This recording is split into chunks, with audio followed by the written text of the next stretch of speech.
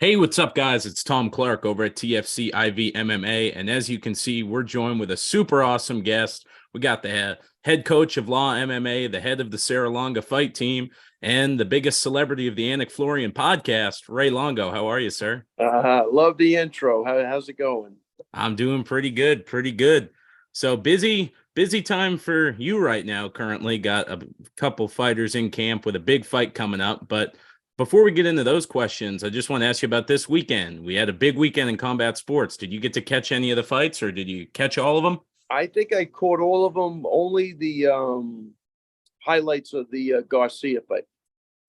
Excuse me. Only the highlights of the Garcia fight, though, the boxing fight. But I saw the UFC. Bellator had a kid fight Aaron Pico last minute. James Gonzalez. I was super proud of him. Just a tough, gutsy fight. And hats off to Aaron Pico. I thought he looked great too. So, that was yeah, I was flipping all around. Thank God the UFC got done early, but we could talk about whatever you want because I'm spacing out. But there was a lot of fights to digest.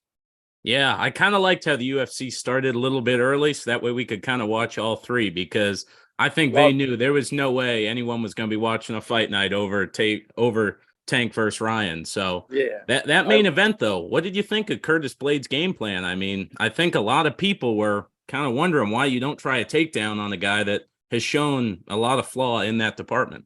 I gotta tell you. So let's go two things on that. I'm gonna go a little weird on this, but the first thing is like what you're saying. What a horrible game plan. Really, really horrible game plan. But here's the problem. We're in a sport where if he would have taken him down and just rode it out or like lay and pray type of deal, the UFC's weird. It's not going to get you anywhere. You know what I mean? So I think he's trying to match. He's trying to match now the entertainment value with his style. So game plan wise, crazy game plan. Now I'm going to say this though, and I could be wrong on this, but he didn't do bad standing up with a guy that's a killer. So I mean, this is where I'm coming from. I don't think he got hurt. So I'm saying moving forward, I think Curtis Blade sends out a message, man, I'm willing to stand with you. And if you're not Sergey Pavlovich, we might have a different fight now. I think that fight, even though he lost in the long run for his confidence, even though he got knocked down, I don't think he was totally out. I think it's going to make him a better fighter. It's a little weird, but I think that's the way I'm looking at it. I was impressed that he was able to land punches and stay on his feet for as long as he did. So I think that's the good news. But as far as if you're looking at a game plan, just absolutely horrible. But I think in the future, he proved to himself he could stand up with a legitimate heavyweight banger. And if he starts blending into wrestling with his strikes now, I think he's a different fighter. Yeah, I agree with you. And that was a point I hadn't really thought of because if you look at it, he lasted longer on the feet than Derek Lewis and Tai Tuivasa did. So, Well, 100% and was landing. He was in there. Didn't even look bad. He was definitely landing. Take it easy, buddy. Good job. Tuesday. Oh, yeah. Oh, it's in Tuesday for sure. Awesome. Sorry but about yeah, that, buddy. you are all good. I Yeah. get it 100%. But yeah, I agree with you. I think he proved a lot there. And then over to the boxing side of things. I mean, I know you said you only were able to watch the highlights, but just that fight in general. I mean, you've been in combat sports forever. How good do you think that is for boxing to finally get two young guys kind of in their prime, going at it, putting their undefeated records on the line in the strive for greatness? Well, listen, we need more of that for sure. I mean, one of the problems is I'm not following boxing like you. I used to be a diehard boxing guy. I could talk like 80s boxing with you like all day long. I had Aljamain was in this morning, and he was saying what he didn't like about it is that they put the restriction on Ryan Garcia that he couldn't gain, more than like 10 or 12 pounds. So he thought that was a problem. Like if you're gonna fight, just make the weight and then you fight. You know what I mean? So like again, I'm not sure of the intricacies of what was going on with that, but I don't think those guys are in the same weight class. That's the problem. So the fight was good, but I hope that doesn't put a little check mark on the fight that he had. I think he couldn't go above what 146 or 147, something like that. Uh, but that's probably because Tank Davis is a small guy. So, but those fights are great for boxing. I could tell you as an MMA fan, there was a lot of buzz around that fight. So you're right. It was great for boxing because you had all the MMA guys dialed into that fight. Oh yeah, and I think you can. I'm with you where I don't follow boxing as much as I did Yeah. years ago, just because we don't get those high quality matchups. But Tank Yeah. Davis is one of those guys I always watch. So, and even the buzz I was hearing, I had people who never talk boxing. I had siblings who don't even watch combat sports texting me about this fight. So, 100%. So it, I think they accomplished their mission. I agree as well. And I did do some digging too, because I was wondering about that rehydration clause, like what's Yeah. going on there, because we're used to in MMA, Aljamain cuts a bunch of weight. We have guys like Oh, Alex Pajeda where he cuts 40 pounds. yeah. So He couldn't fight if they didn't let him gain that weight back. exactly.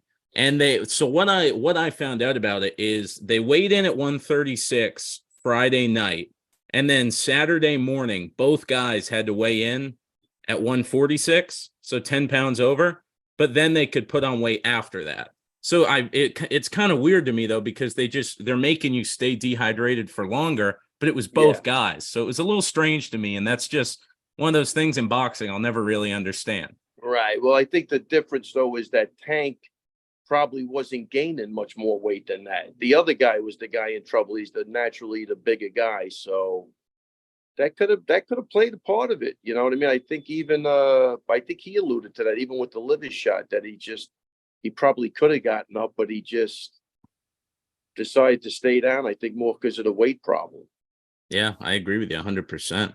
But yeah, great fights this weekend, but we'll look ahead 2 weeks. You got two big fights coming up on that Newark, New Jersey card. You got Aljamain going up against Henry Cejudo, and then the Steamroller having the biggest fight of his career by far against Drew Dober. So how nice is it to have two of your best prospects fighting on the same card? It's great, and it's great energy in the gym. We spar on the same days, and everybody's psyched and everybody's doing good. But like you say, it's funny because um Frivola, this is a huge fight. They're both obviously for both of them. Yeah, they really are big fights, and they're not easy fights. It's crazy, but Frivola did take the Arman Zarukian fight on 24-hour notice, and he held his own.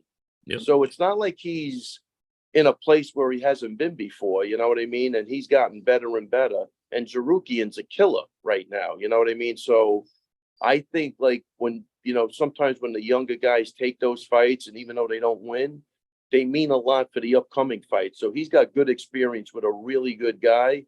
And I think that's going to help him even in this fight, plus all the growth he's done in the last year and a half.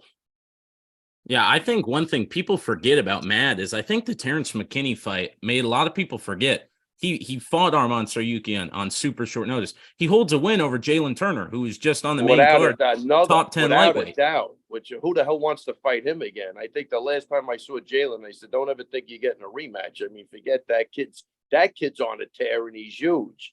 But yeah, he beat Turner that time, so he's no stranger to really good guys. So it's gonna that's another. I'm glad you brought that up.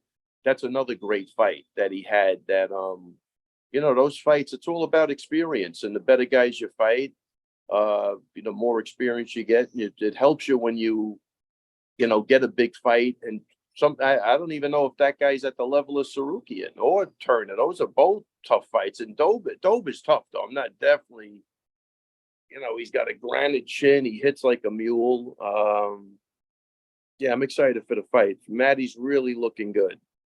Do you think we're going to see some more wrestling from Matt this time? Or I know that's the question before every one of his fights. Are we going to see some wrestling, or is it going to be a Matt Frivola show like you put on an MSG where we get the big knockout?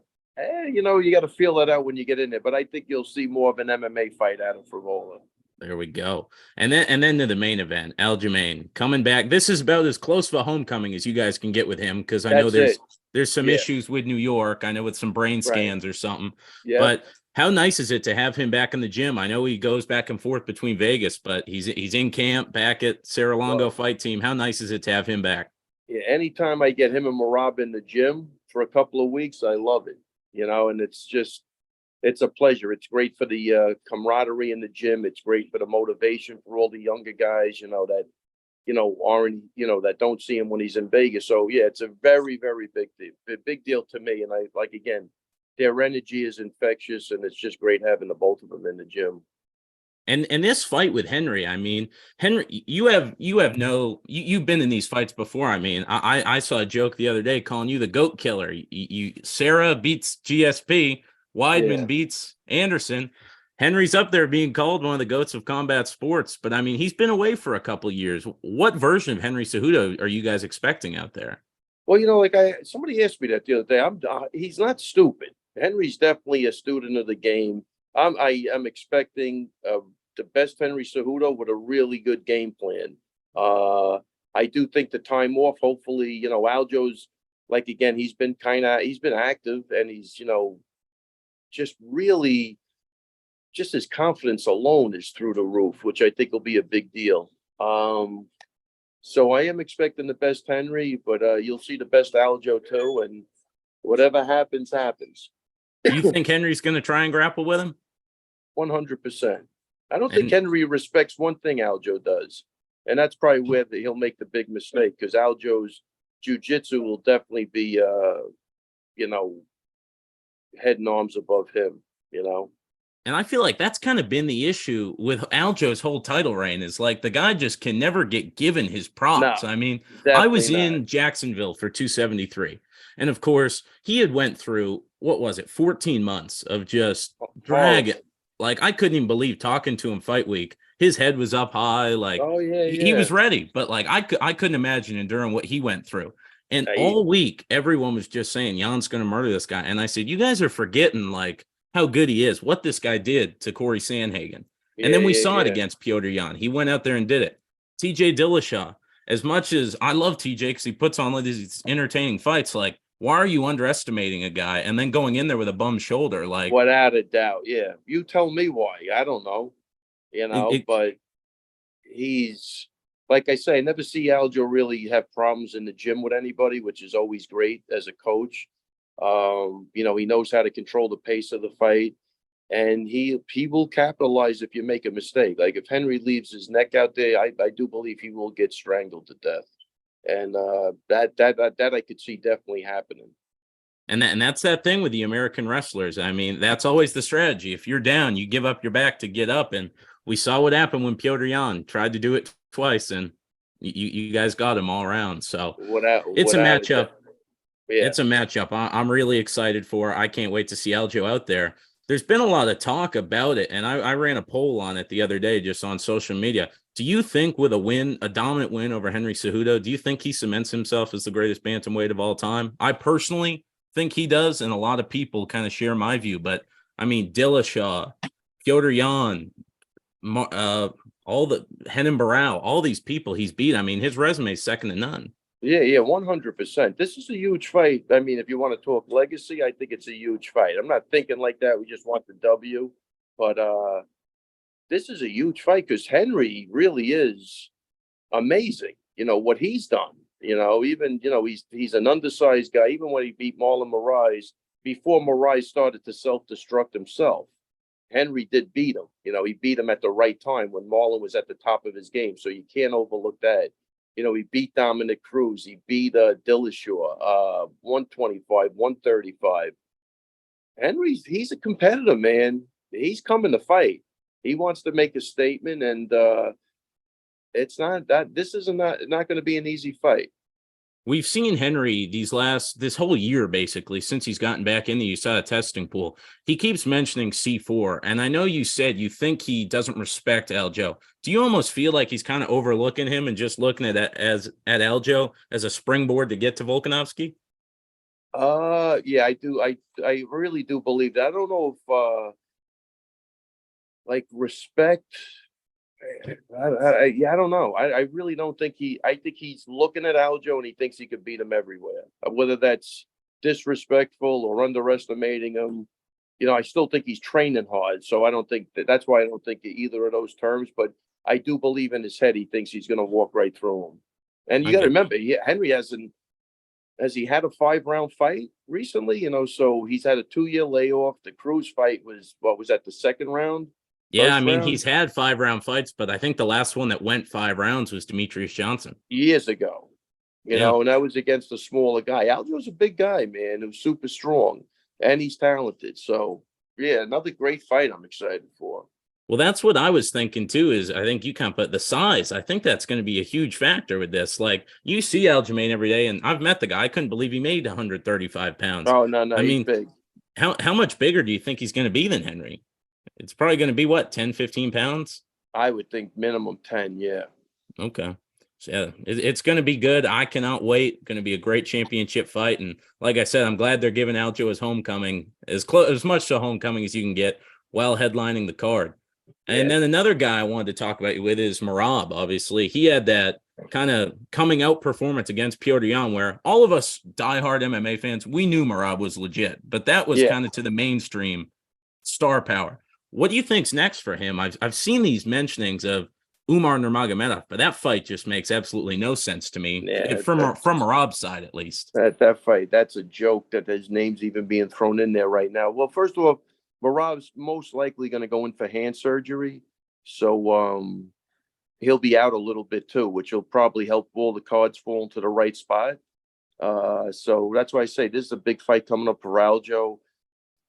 I wouldn't even think, Marab's just going to do his thing. Those guys are super close. They're not fighting each other. And the good thing with Marab, he'll fight anybody, any place, anytime. So it doesn't matter. But he is going to get his hand taken care of so he can have the proper rest.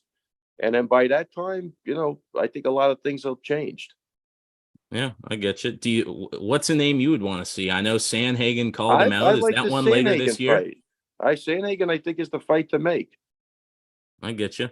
And then with a win on May 6th, I mean, with Aljamain, I know the kind of the rumblings are once Aljamain goes up, then it's kind of Marab's time. I mean, are you thinking after this one, Aljo is going to go for that 45 with a win, or do you think he tries to stick around for the O'Malley payday?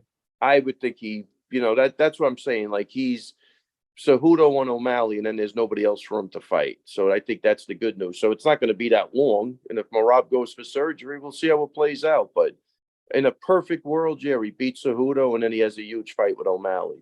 Yeah, and then in that perfect world, Marab beats Sandhagen, and then maybe you Right. do a vacant title fight or something like that. Exactly. Something like that. I think that makes sense. And then I do want to get your opinion on one other fight that just got added to that card that kind of brought a lot of attention. So Charles Oliveira and Beneil Dariush did get canceled, ends up being moved back. Bilal Muhammad steps in, coming off Ramadan on 2 weeks' notice. Gilbert Burns going to have his third fight this year, 5-round co-main event. What are your thoughts on that fight? That's a good fight. I mean, I think they're both, besides, Bilal with Ramadan and Burns having to make the weight again in a short period of time, they're both kind of handicapped a little bit, I guess. So I think that's a great fight. And this fight will answer a lot of questions, and the winner should get a shot.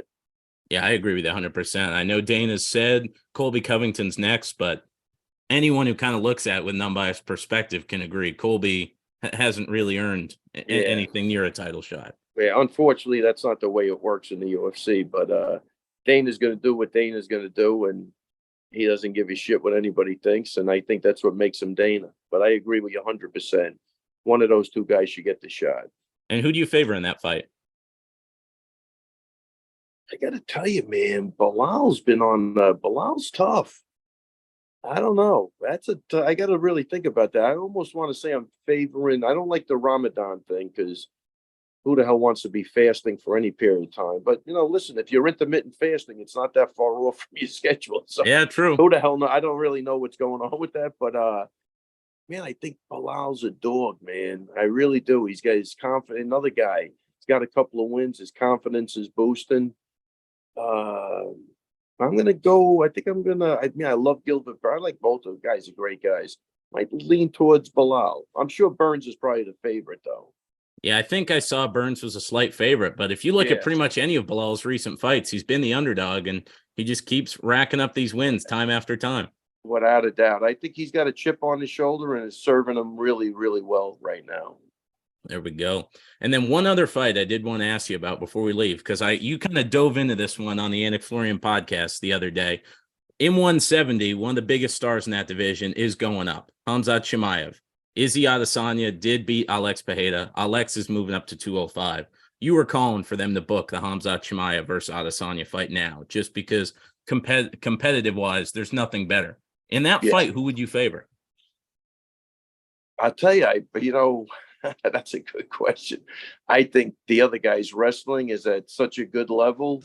Uh, yeah, it's weird because if Khamzat got tied with Izzy, he'll get picked apart like he's never felt before. But if he could keep it on, he might just take Izzy down and submit him. I mean, there's always that possibility. So I don't know. I'm favoring after the Pereira fight. I tell you, Izzy really mentally proved to me he's on a different level. So I'd probably have to go with Izzy, but Khamzat's the only guy that could give him a fight in that division right now. Nobody else can. I'm under that same mind. I know everyone's saying give Robert Whitaker his third fight, but we've seen that. Yeah, Dricus du Plessis is fighting Robert Whitaker for a title yeah. eliminator, but as much as Dricus is very entertaining, I don't see that. I don't I see don't. a world where that's competitive. I'm with you 100%. And I hate to say it because Duplessis seems like a nice guy, but I'm not seeing anything. But the guy keeps winning, so that's the weird part, right?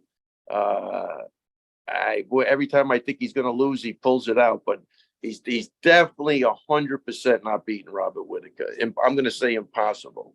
Yeah, I agree. And it is funny with DDP because, I mean, it seems like every fight he has, he gasses in the first 3 minutes and then just somehow finds a way to outlast his opponent and get it done. Like, have you ever seen someone like that before that No, just keeps winning? never ever. And I'm always in amazement every time I see it, like it's the first time. But he does get the job done, man. So he's definitely got perseverance and toughness, and he believes in himself. I just think he's outgunned in like the technique department and some other areas that are going to be, when you get a guy with a good gas tank that's very technical, like a Whitaker, I just can't see that fight being, you know, competitive. But fucking MMA, anything could happen.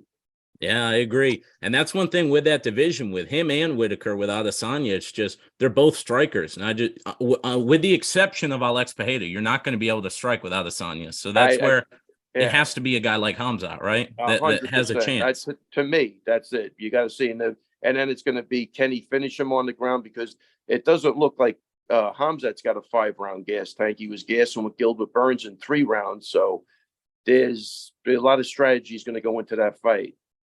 A lot of people mention when it comes to Hamza and that Burns fight. Do you think him doing a big weight cut like that, do you think his gas tank's going to be far improved at 185?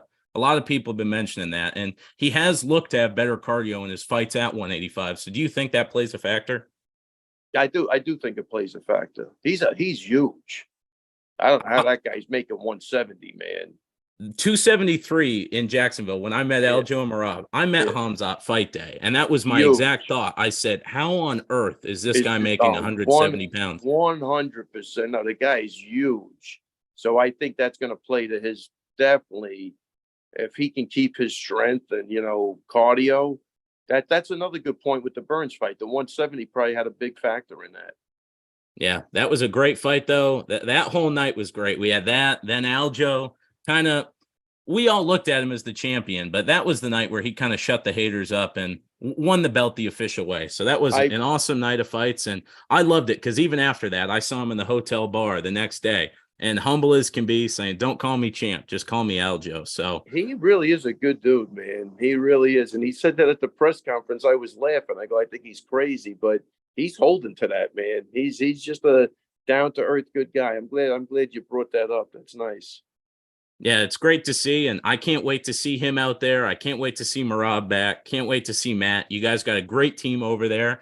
And any last words you'd like to say to all the Ray Longo fans out there? Nah, just well, definitely any fans, man, just super grateful that you guys support me. I love it. And if I could ever do anything for anybody, I hope I can. Perfect. Well, thank you so much for coming on the show, Ray. Look forward to seeing you in the corner there in Newark and wishing the best of luck for you and your guys. Thanks, buddy. Great interview, man. Enjoyed talking to you. I'll talk to you soon. Thank you, sir. Take it easy, buddy. You as well. Thanks.